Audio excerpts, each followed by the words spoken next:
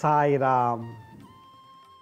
ಆತ್ಮೀಯ ವೀಕ್ಷಕ ಬಾಂಧವರಿಗೆಲ್ಲ ಇವತ್ತಿನ ಜೀವನಾಮೃತ ಕಾರ್ಯಕ್ರಮಕ್ಕೆ ಸ್ವಾಗತ ಸುಸ್ವಾಗತ.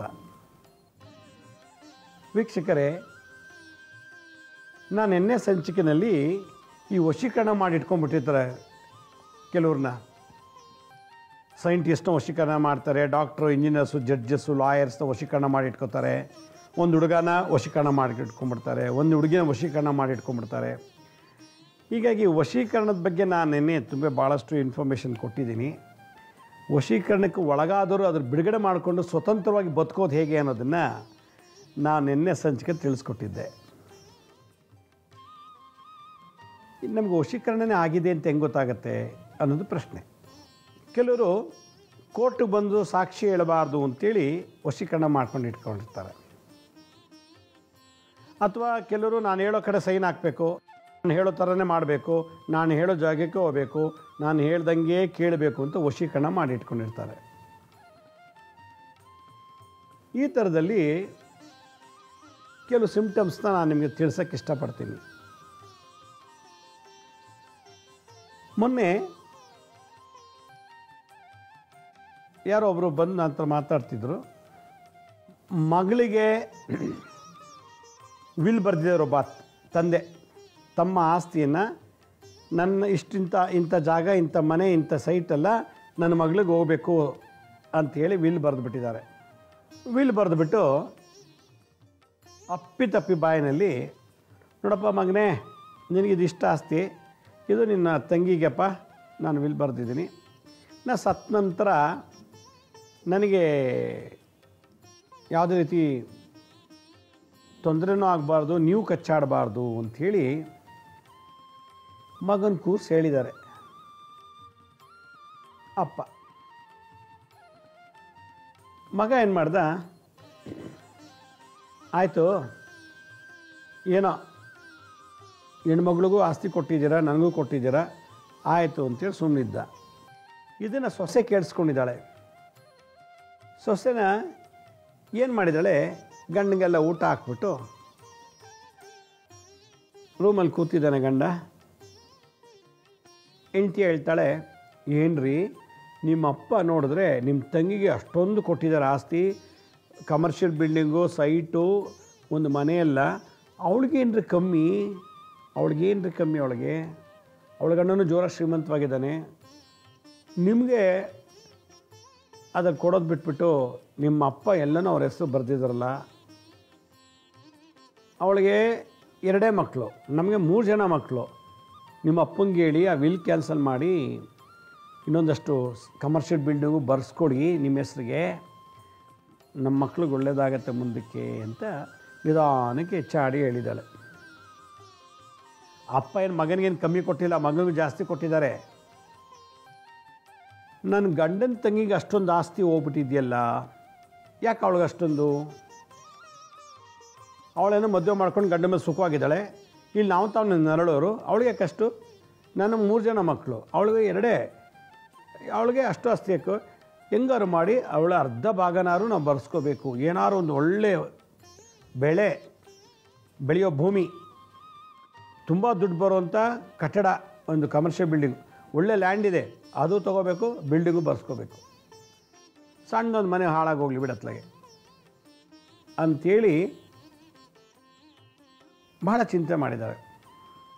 ಗಂಡಂಗೆ ಆಸಕ್ತಿ ಇಲ್ಲ, ನನ್ನ ತಂಗಿ ತಾನೇ ಬಿಡು ಚೆನ್ನಾಗಿ, ನಮ್ಮ ಅಪ್ಪ ನನಗೇನು ಕಮ್ಮಿ ಮಾಡಿದಾನೆ, ಒಂದು 20-30 ಕೋಟಿ ರೂಪಾಯಿ ಆಸ್ತಿ ಕೊಟ್ಟಿದ್ದಾರೆ ನನಗೆ, ಆರಾಮಾಗಿಡೋಣ ಬಿಡೋ ಅಂತ ಸಮಾಧಾನ ಮಾಡ್ತಾರೆ.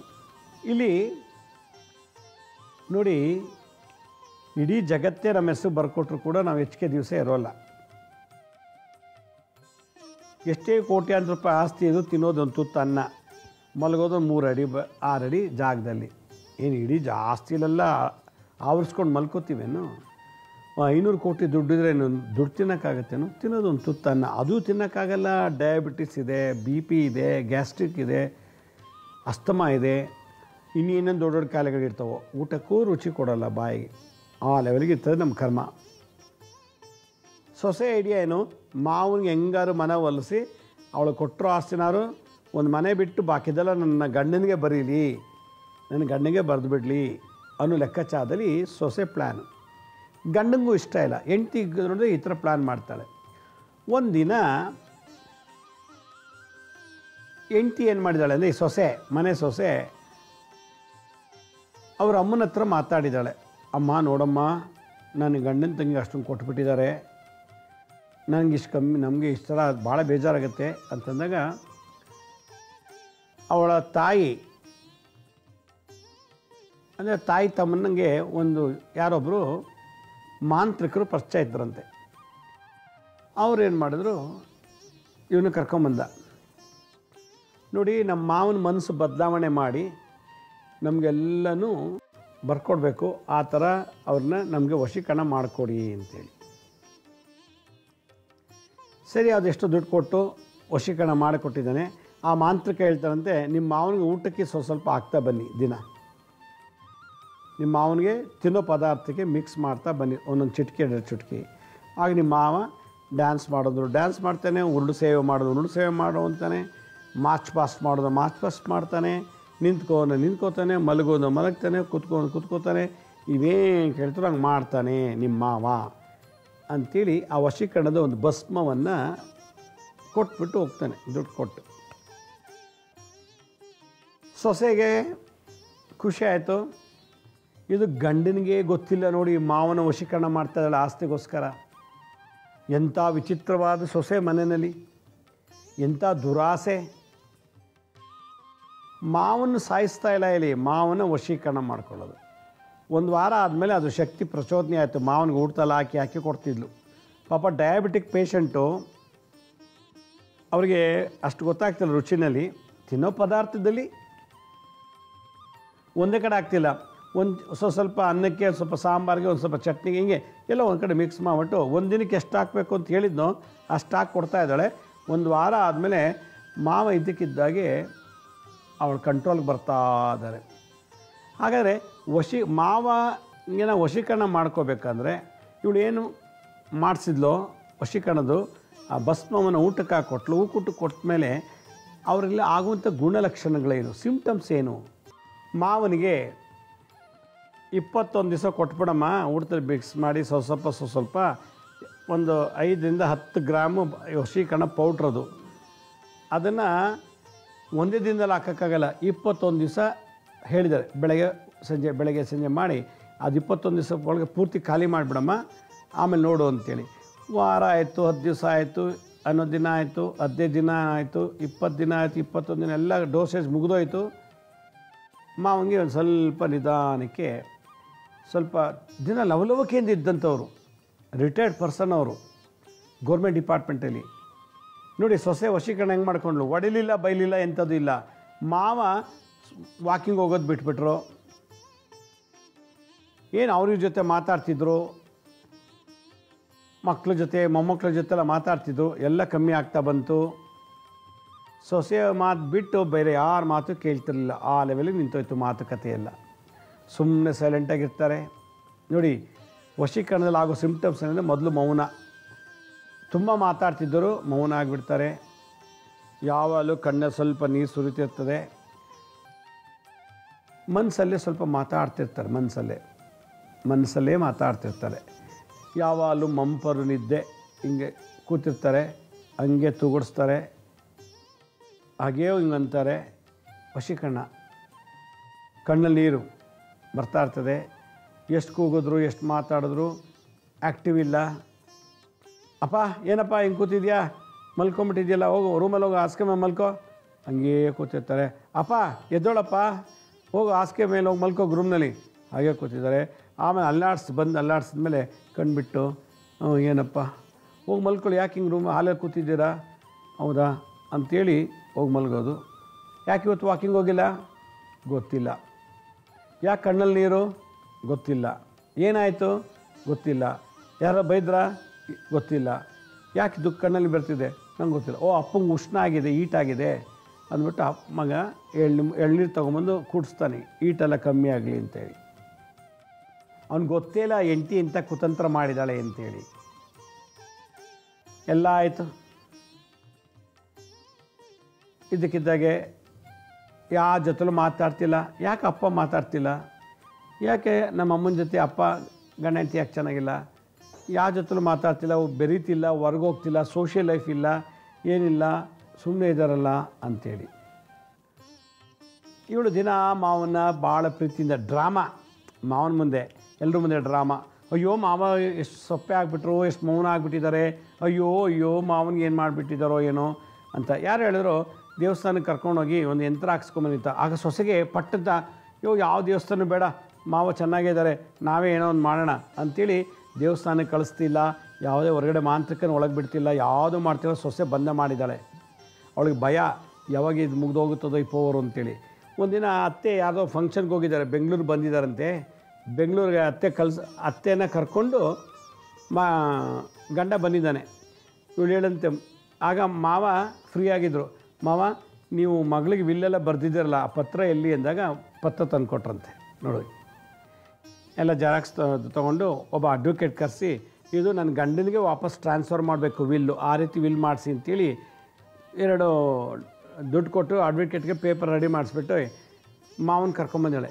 ಇಲ್ಲಿ ಅತ್ತೆ ಮತ್ತು ತನ್ನ ಗಂಡ ಯಾವುದೋ ಒಂದು ಫಂಕ್ಷನ್ ಬಂದರು, 2 ಡೇಸಲ್ಲಿ ಇಲ್ಲಿರ್ತಾರಂತೆ. ಅತ್ತೆ ಮತ್ತು ಗಂಡ ವಾಪಸ್ ಬರೋಷ್ಟರೊಳಗೆ ಊರಿಗೆ, ಬೆಂಗಳೂರು ಊರಿಗೆ ಹೋಗೋಷ್ಟರೊಳಗೆ ಮಾವನ್ನ ಕರ್ಕೊಂಡೋಗಿ ಸಬ್ ರಿಜಿಸ್ಟ್ರ್ ಆಫೀಸಲ್ಲಿ ಮಗಳಿಗೆ ಬರೆದಿದ್ದ ಎಲ್ಲನೂ ಒಂದು ಮನೆ ಬಿಟ್ಟು ಬಾಕಿದೆಲ್ಲ ಬರೆಸ್ಬಿಟ್ಟಿದ್ದಾರೆ ಗಂಡನ ಹೆಸರಿಗೆ. ಅಪ್ಪನೇ ಖುದ್ದಾಗಿ ಹೋಗಿ ಸೈನ್ ಹಾಕಿ, ಸಬ್ ರಿಜಿಸ್ಟ್ರ್ ಆಫೀಸಲ್ಲಿ ಫೋಟೋ ಬಂತು, ಮುಖದ ಫೋಟೋ ಬಂದಿದೆ, ಎಲ್ಲ ಹಾಕಿ ತಾನಂತೂ ಸೈನ್ ಹಾಕಿಲ್ಲ, ಯಾರ್ಯಾರೋ ಸೈನ್ ಹಾಕ್ಸ್ಬಿಟ್ಟು ಕರ್ಕೊಂಬಂದು ಮನೆ ಮಲಗಿಸ್ಬಿಟ್ಟಿದ್ದಾಳೆ. ನೆಕ್ಸ್ಟ್ ಡೇ ಅತ್ತೆನೂ ಬಂದರು, ಗಂಡನೂ ಬಂದರು, ಎಲ್ಲ ಮಾಡಿ ಇವಳು ಪೇಪರ್ ತಟ್ಟಿ ಇಟ್ಕೊಂಡ್ಬಿಟ್ಟಿದ್ದಾಳೆ. ಮೊದಲನೇ ವಿಲ್ ಕ್ಯಾನ್ಸಲ್ ಆಗಿ 2ನೇ ವಿಲ್ಲಲ್ಲಿ ಗಂಡನಿಗೆ ಬರೆಸ್ಬಿಟ್ಟಿದ್ದಾಳೆ. ಟ್ಯಾಕ್ಸ್ ಕಟ್ಟಬೇಕು ಅಂತ ಬಂತು ಮಗಳ ಹತ್ರ ನೋಟಿಸು, ನೀವು ಟ್ಯಾಕ್ಸ್ ಕಟ್ಟಿಲ್ಲ ಅಂತೇಳಿ ಬಿಲ್ಡಿಂಗ್ದು ಮಗಳಿಗೆ. ಯಾಕಂದ್ರೆ ಮಗಳ ಹೆಸರು ಬರೆದಿದ್ರಲ್ಲ, ಮಗಳಿಗೆ ಸರ್ಪ್ರೈಸ್ ಆಯಿತು. ಅಪ್ಪನ ಹೆಸರಲ್ಲೇ ಇಲ್ವಲ್ಲ, ಅಣ್ಣನ ಹೆಸರು ಇದೆಯಲ್ಲ, ನನ್ನ ಹೆಸರಿತ್ತಲ್ಲ, ಅಣ್ಣನ ಹೆಸರಿಗೆ ಹೆಂಗೋಯ್ತು ಅಂತೆಲ್ಲ ನೋಡಿದ್ಮೇಲೆ ಅಪ್ಪನ ಕೇಳ್ತಾರೆ, ಏನಪ್ಪ ನನಗೆ ಎಲ್ಲ ವಿಲ್ ಬರೆದ್ಬಿಟ್ಟು ನೀನು ಅಣ್ಣಂಗೆ ಬರ್ದಿದೆಯಲ್ಲ ಅಂತ. ಮಾತುಕತೆ ಆಗಿ ಜಗಳ ಆಗೆಲ್ಲ ಆಯಿತು. ಅಪ್ಪನಿಗೆ ನನಗೇನು ಗೊತ್ತಿಲ್ಲ ಅಂತಾರಂತೆ. ನನಗೇನು ಗೊತ್ತಿಲ್ಲ, ಹೆಂಗೆ ನಡೀತಿದ್ದು, ಹೆಂಗಾಯ್ತಿದು, ಏನು ಭಾಳ ಇದಾಗಿ ಕೊನೆಗೆ ತನ್ನ ಹೆಂಡ್ತಿನೇ ನಮ್ಮ ಅಪ್ಪನಿಗೆ ಏನೋ ಮಂಕು ಬಡ್ದಂಗೆ ಮಾಡಿ ಸಬ್ ರಿಜಿಸ್ಟ್ರ್ ಆಫ್ ಕರ್ಕೊಂಡೋಗಿ ನನ್ನ ತಂಗಿದು ವಿಲ್ಲೆಲ್ಲ ಕ್ಯಾನ್ಸಲ್ ಮಾಡಿಸಿ ನನಗೆ ಬರ್ಸಿದ್ದಾಳೆ. ಅವಳು ಮನೆಗೆ ಬಂದು ಅಪ್ಪನ ಮೇಲೆ ಅಣ್ಣನ ಮೇಲೆ ಗಲಾಟೆ ಮಾಡಿದ್ದು, ಸಿಕ್ಕಾಪಟ್ಟೆ ಗಲಾಟೆ ಆಯಿತು. ಪಾಪ ಗೊತ್ತಿಲ್ಲ ಅಣ್ಣಂಗೆ, ನಾನು ಮಾಡಿಲ್ಲಮ್ಮ, ಅಪ್ಪನೇ ಬರೆದಿದ್ದಬೇಕು, ನನಗೆ ಗೊತ್ತು, ನನಗೆ ಹೇಳಿದ್ದೆ ಬರೆದ್ಬಿಟ್ಟಿದ್ದಾರೆ ಅಂತಂದರೆ, ಇಲ್ಲ ಹಾಗೆ ಅಂತೇಳಿ ಕೊನೆಗೆ ಅವಳೇನು ಮಾಡಿದ್ಲು, ಗಲಾಟೆ ಆಯಿತು. ಗಲಾಟೆ ಆದಮೇಲೆ ಹೊಡೆದಾಟ ಶುರುವಾಯ್ತು ಮನೇಲೆ. ಅವಳು ಏನು ಮಾಡಿದಾಳೆ, ಕಂಪ್ಲೇಂಟ್ ಕೊಟ್ಬಿಟ್ಟಿದ್ದಾಳೆ.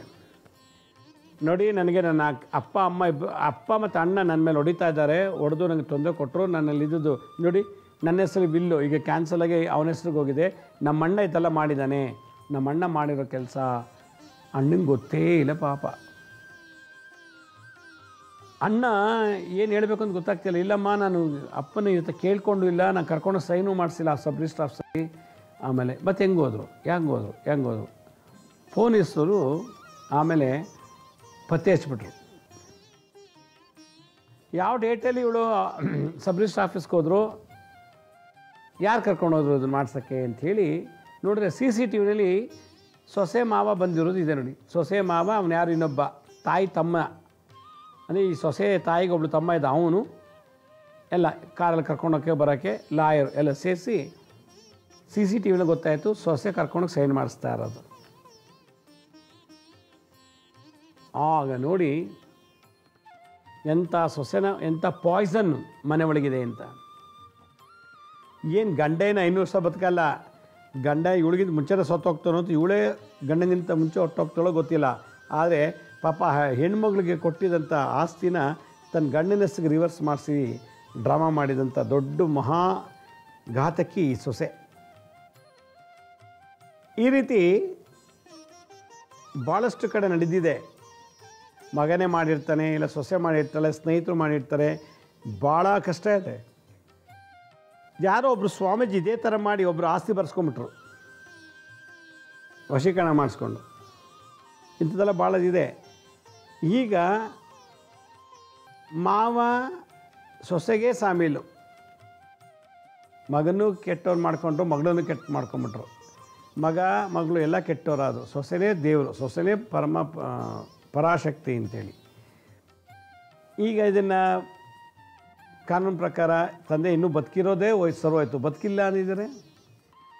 ಯಾವ ಹೆಣ್ಣುಮಗಳು ಇದನ್ನು ಪೇಚಾಡ್ತಿದ್ಲೋ ಆಕೆ ಕಂಪ್ಲೇಂಟ್ ಕೊಟ್ಟ ಮೇಲೆ ಪೊಲೀಸರು ತನಿಖೆ ಮಾಡಿ CCTV ಮುಖಾಂತರ ಅವತ್ತು ಆ ಡೇಟಲ್ಲಿ ಸಬ್ ರಿಜಿಸ್ಟರ್ ಆದ ಡೇಟು, ಆ ಡೇಟಲ್ಲಿ ಇವ್ರು ಹೆಂಗೆ ಹೋದ್ರು, ಯಾರು ಕರ್ಕೊಂಡೋದ್ರು, ಹೇಗೆ ಮಾಡಿದ್ರು ಅನ್ನೋದೆಲ್ಲ ಮನೆಯಿಂದ ಹಿಡಿದು ಸಬ್ ರಿಜಿಸ್ಟರ್ ಆಫೀಸರ್ಗೂ ಅವರು ಪತ್ತೆ ಹಚ್ಚಿ ಸಬ್ ರಿಜಿಸ್ಟರ್ ಆಫೀಸಲ್ಲಿ ಅವ್ರು ಸೈನ್ ಮಾಡುವಾಗ ಯಾರ್ಯಾರ ಜೊತೆಲಿದ್ದರು ಎಲ್ಲ ಸಿಕ್ಕಾಕೊಂಡ್ಬಿಡ್ತು. ಅದರಿಂದ ಯಾರು ಈ ರೀತಿ ವಶೀಕರಣಕ್ಕೆ ಒಳಗಾಗಿದ್ದರೆ, ಯಾರು ತುಂಬ ಮೌನ ಮಾತುಕತೆ ಆಡ್ತಿದ್ದವರು, ಚಕಪಟ ಅಂತ ಓಡಾಡ್ಕೊಂಡಿದ್ದವರೆಲ್ಲ ಸೈಲೆಂಟ್ ಆಗಿಬಿಡ್ತಾರೆ. ಕಣ್ಣಲ್ಲಿ ನೀರು ಬರ್ತಿರ್ತದೆ, ಒಬ್ಬನೇ ಕೂತಿರ್ಬೇಕು ಅನಿಸುತ್ತೆ, ಯಾವ ಕೆಲಸದ ಮೇಲೂ ಆಸಕ್ತಿ ಇಲ್ಲ, ಅರ್ಧ ತೂಗುಡ್ಸೋದು, ಅರ್ಧ ಕಣ್ಣು ಬಿಡೋದು, ಅರ್ಧ ತೂಗುಡ್ಸೋದು, ಕಣ್ಣು ಬಿಡೋದು, ಈ ಥರದಲ್ಲಿ ಸಿಂಪ್ಟಮ್ಸ್ ಇತ್ತು ಅಂದರೆ ನಿಮಗೆ ವಶೀಕರಣ ಆಗಿದೆ ಅಂತ ಅರ್ಥ. ಯಾವ ಕೆಲಸದ ಮೇಲೆ ಆಸಕ್ತಿ ಇಲ್ಲ, ಯಾರೋ ಒಬ್ಬರ ಹತ್ರ ಮಾತ್ರ ಮಾತಾಡ್ತಿರ್ತಾರೆ, ಅವ್ರ ಕಂಡ್ರೆ ಮಾತ್ರ ಇಷ್ಟ, ಇನ್ನು ಬಾಕಿಯವ್ರನ್ನೆಲ್ಲರೂ ಹೇಟ್ ಮಾಡ್ತಾರೆ, ದ್ವೇಷಿಸ್ತಾರೆ. ಈ ಥರ ಇದ್ದಾಗ ಏನು ಮಾಡಬೇಕು, ತಂತ್ರ ಏನು ಅಂತೇಳಿ. ತಂತ್ರ 3 ನಿಂಬೆಹಣ್ಣೆ ತೊಗೋಬೇಕು. ನಿಂಬೆಹಣ್ಣು ಏನಕ್ಕೆ? ರಾಹು ಗ್ರಹ. ರಾಹು ವಶೀಕರಣಕ್ಕೆ ಅಧಿಪತಿ. ಚಂದ್ರ ಮನಸ್ಸನ್ನು ರಾಹು ಮುಖಾಂತರ ಲಾಕ್ ಮಾಡಿ ಇಟ್ಕೊಳ್ಳೋದು. ರಾಹು ಏನು ಮಾಡ್ತಾನೆ? ಅನುಮಾನ, ಸಸ್ಪೆಕ್ಟ್ ಮಾಡೋದು, ಕನ್ಫ್ಯೂಷನ್ ಮಾಡೋದು, ಮತ್ತು ಗೊತ್ತಿಲ್ಲದ ಥರ ಆ್ಯಕ್ಟ್ ಮಾಡೋ ಥರ ಮಾಡಿಬಿಡ್ತದೆ ಈ ರಾಹು ಗ್ರಹ. ಇದು ಅದನ್ನು ಕಾರಕತ್ವ. ಒಂದು 3 ನಿಂಬೆಹಣ್ಣು ತೊಗೋಬೇಕು, ಕೈಲಿ ಇಟ್ಕೋಬೇಕು. ಯಾರು ವಶೀಕರಣ ಆಗಿಬಿಟ್ಟಿದ್ದಾರೋ ಅವ್ರ ಹೆಸರು ಗೋತ್ರ ಗೊತ್ತಿರೋ ತಿಳ್ಕೊಳ್ಳಿ, ಇಲ್ಲಾಂದರೆ ಪರವಾಗಿಲ್ಲ. ರಾಶಿ, ನಕ್ಷತ್ರ, ಗೋತ್ರ, ಹೆಸರು 4 ಬೇಕು. 4ಗೂ ಕೈಲಿ ಇಟ್ಕೊಂಡು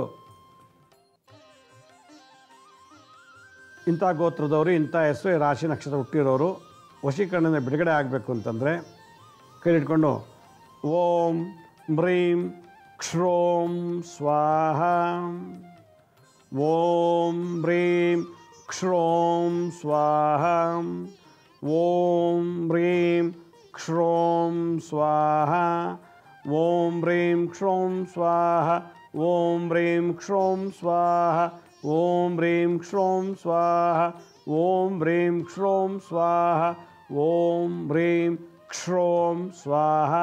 ಇದು ಅರ್ಧ ಗಂಟೆ, ಮುಕ್ಕಾಲು ಗಂಟೆ ಹುಣ್ಣಿಮೆ ಅಮಾವಾಸ್ಯೆ ದಿವಸ ಇದನ್ನು ಇಟ್ಕೊಂಡು ಕೈಯಲ್ಲಿ ನಿಂಬೆಹಣ್ಣು ಇಟ್ಕೊಂಡು ಜಪ ಮಾಡಿಬಿಟ್ಟು ಆಮೇಲೆ 1 ನಿಂಬೆಹಣ್ಣು ತೊಗೊಳ್ಳಿ, ಅದರಲ್ಲಿ ಅರ್ಧ ಕಟ್ ಮಾಡಿ ಅರ್ಧ ರಸನ ಹೊಟ್ಟೆ ಕೊಡಿ ಜ್ಯೂಸ್ ಮುಖಾಂತರ. ಯಾರೇ ವಶೀಕರಣಕ್ಕೆ ಸೇರ್ಕೊಂಡ್ಬಿಟ್ಟಿದ್ದಾರೆ ಅವರು. ಇನ್ನು ಅರ್ಧ ಜ್ಯೂಸು ತೆಗೆದುಬಿಟ್ಟು ನೆತ್ತಿಗೆ ಹಚ್ಚಬೇಕು. 2 ಅವರ್ ಬಿಟ್ಟು ಸ್ನಾನ ಮಾಡಿಸ್ಬೇಕು. ಇನ್ನೊಂದು ನಿಂಬೆಹಣ್ಣು ಇದೆಯಲ್ಲ, 3 ನಿಂಬೆಹಣ್ಣಲ್ಲಿ 1 ನಿಂಬೆಹಣ್ಣು 2 ಭಾಗ ಮಾಡಿದ್ರಿ, 1 ಭಾಗನ ಜ್ಯೂಸ್ ಮಾಡಿ ಹೊಟ್ಟೆ ಕೊಟ್ರಿ. ಹೊಟ್ಟೆ ಇರೋ ಆ ವಶೀಕರಣ ಪವರು ರಾಹು ಏನು ಮಾಡ್ತಾನೆ, ತೆಗಿತಾನೆ. 2ನೇದು ನೆತ್ತಿಗೆ ಹಚ್ಚಿದೆ. ಬುದ್ಧಿ ಚುರುಕಾಗಬೇಕು. ಮಂಕಾಗಿರೋದು, ಕಣ್ಣಲ್ಲಿ ನೀರು ಬರೋದು, ಮೌನವಾಗಿರೋದು ಅದೆಲ್ಲ ಬಿಡುಗಡೆ ಆಗಬೇಕು ಅಂದರೆ ಆ ಅರ್ಧ ನಿಂಬೆಹಣ್ಣ ನೆತ್ತಿಗೆ ಹಚ್ಚಿಬಿಟ್ಟು 2 ಅವರ್ ಬಿಡಬೇಕು. 2ನೇ ನಿಂಬೆಹಣ್ಣು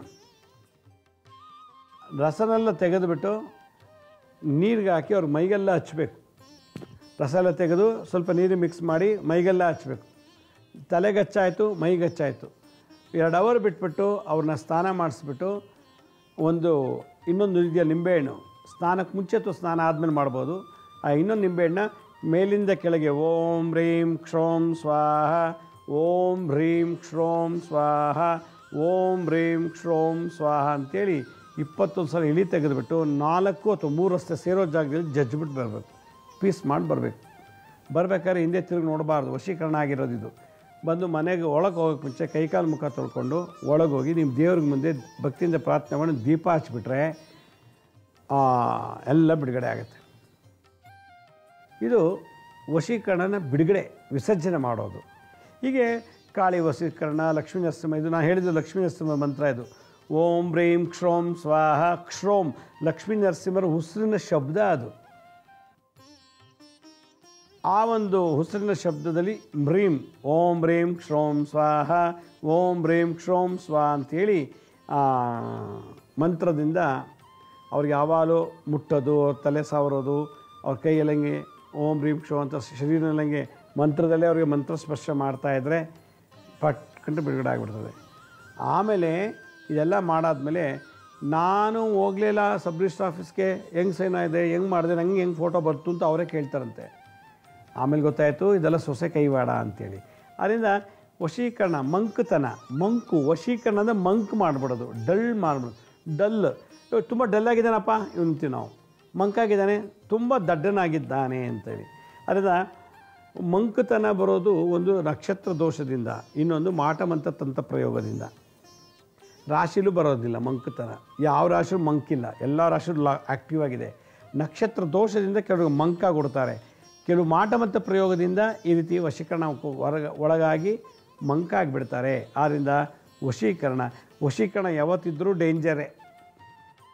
ಆದ್ದರಿಂದ ಈ ಥರದಲ್ಲಿ ಇದ್ದವ್ರಿಗೆ ಈ ಒಂದು ಮಂತ್ರ, ನರಸಿಂಹರ ಮಂತ್ರ ಭಾಳ ಉಪಯೋಗ ಆಗುತ್ತೆ ಅಂತ ಹೇಳ್ತಾ ಇವತ್ತಿನ ಸಂಚಿಕೆಯನ್ನು ಮುಗಿಸ್ತಾ ಇದ್ದೀನಿ. ನಮ್ಮ ಹಳೆ ಸಂಚಿಕೆಗಳನ್ನು ಯಾರು ನೋಡೋಕ್ಕಾಗಿಲ್ಲೋ ನಮ್ಮ ಶಿರಡಿ ಸಾಯಿ ಭಿಕ್ಷಾ ಕೇಂದ್ರ ಮತ್ತು ಹೆಲ್ತ್ ಸೈನ್ಸ್ ಅಂತ 2 ಯೂಟ್ಯೂಬ್ ಚಾನಲ್ ಇದೆ. ಇದರಲ್ಲಿ SSBK ಜ್ಞಾನೋದಯ ಅಂತ ಒಂದು ಮ್ಯೂಸಿಕ್ ಚಾನಲ್ ಇದೆ. 3ಕ್ಕೆ ಸಬ್ಸ್ಕ್ರೈಬ್ ಮಾಡ್ಕೊಳ್ಳಿ, ಪಕ್ಕದ ಬೆಲ್ ಬಟನ್ ಪ್ರೆಸ್ ಮಾಡಿ, ನೋಡಾದ್ಮೇಲೆ ಲೈಕ್ ಅನ್ನೋ ಬಟನ್ ಪ್ರೆಸ್ ಮಾಡಿ. ಆಮೇಲೆ ಆ ಲಿಂಕನ್ನು ನಿಮ್ಮ ಬಂಧು ಮಿತ್ರರಿಗೆ ವಾಟ್ಸಪ್ ಮುಖಾಂತರ, ಇಮೇಲ್ ಮುಖಾಂತರ ಶೇರ್ ಮಾಡಿ. ಗುರುಜಿ ಲಕ್ಷ್ಮೀ ಶ್ರೀನಿವಾಸ್ ಅಂತೇಳಿ ಫೇಸ್ಬುಕ್ಕು, ಇನ್ಸ್ಟಾಗ್ರಾಮು, ಟ್ವಿಟ್ಟರ್, ಲಿಂಕ್ಡ್ಇನ್ನಲ್ಲೂ ಕೂಡ ಅಪ್ಲೋಡ್ ಮಾಡ್ತಾಯಿದ್ದೀವಿ. ಕೆಲವೊಂದು ಜನ ಅಪಾಯಿಂಟ್ಮೆಂಟ್ ಬೇಕು ಅಂತ ಕೇಳ್ತಿದ್ರು, ನೋಡಿ ನಾನು ಸ್ಕ್ರೀನ್ ಮೇಲೆ ತೋರಿಸ್ತಾ ಇದ್ದೀವಿ. www.lakshmisrinivas.in ಅಂತ ಅದಕ್ಕೆ ಲಾಗಿನ್ ಆಗಿಬಿಟ್ಟು ನೀವೇ ಯಾವ ಡೇಟ್ ಯಾವ ಟೈಮ್ಗೆ ಬುಕ್ ಮಾಡ್ಕೊಳ್ಳಿ. ಜೊತೆಗೆ ಏನಾದರೂ ಪ್ರಶ್ನೆ ಕೇಳೋದಿತ್ತು ಅಂದರೆ ಆ ಕೇಳೋವಂಥವರೇ ಬಂದರೆ ಒಳ್ಳೆಯದು. ಅವ್ರ ಜಾತಕ ತೊಗೊಂಡು ಬನ್ನಿ. ಕೆಲವರಿಗೆ ಕ್ಯಾನ್ಸರ್ ಇರುತ್ತೆ, ಪಿಟ್ಸ್ ಇರುತ್ತೆ, ಲಕ್ವ ಆಗಿರ್ತದೆ, ಹೀಗೆ ದೊಡ್ಡ ದೊಡ್ಡ ಕ್ರೋನಿಕ್ ಡಿಸೀಸಸ್, ವಾಸಿ ಆಗಿರುವಂಥ ಕಾಯಿಲೆಗಳು, ಆ ಥರದ ರಿಪೋರ್ಟ್ಸ್ ಏನೋ ಇತ್ತು ಅಂತಂದರೆ ಆ ಮೆಡಿಕಲ್ ರಿಪೋರ್ಟ್ಸ್ ಜೊತೆ ತೊಗೊಂಡು ಬನ್ನಿ. ಅದು ನೋಡಿ ನಾವು ಮೆಡಿಕಲ್ ಆಸ್ಟ್ರಾಲಜಿ ಪ್ರಕಾರ ನಿಮಗೆ ಪರಿಹಾರ ತಿಳಿಸ್ಬೋದು ಅಂತ ಹೇಳ್ತಾ, ಇವತ್ತಿನ ಈ ಒಂದು ವಶೀಕರಣಕ್ಕೆ ಸಂಬಂಧಪಟ್ಟ ನೆನ್ನೆನೂ ಕೂಡ ಒಂದು ಹೇಳಿದ್ದೆ, ಇದು ಇನ್ನೊಂದು ಭಾಳ ವಿಶೇಷವಾದಂಥದ್ದು, ಇದ್ರ ಬಗ್ಗೆ ತಿಳಿಸ್ಕೊಟ್ಟಿದ್ದೀನಿ. ಇದೇ ರೀತಿ ನಾಳಿನ ಸಂಚಿಕೆಯಲ್ಲಿ ಮತ್ತೊಂದು ವಿಶೇಷವಾದಂಥ ಮಾಹಿತಿಯನ್ನು ತಮ್ಮನ್ನು ಭೇಟಿ ಮಾಡ್ತೀನಿ. ಅಲ್ಲಿವರೆಗೂ ನನ್ನ ನಮಸ್ಕಾರ. ಸಾಯಿರಾಮ್.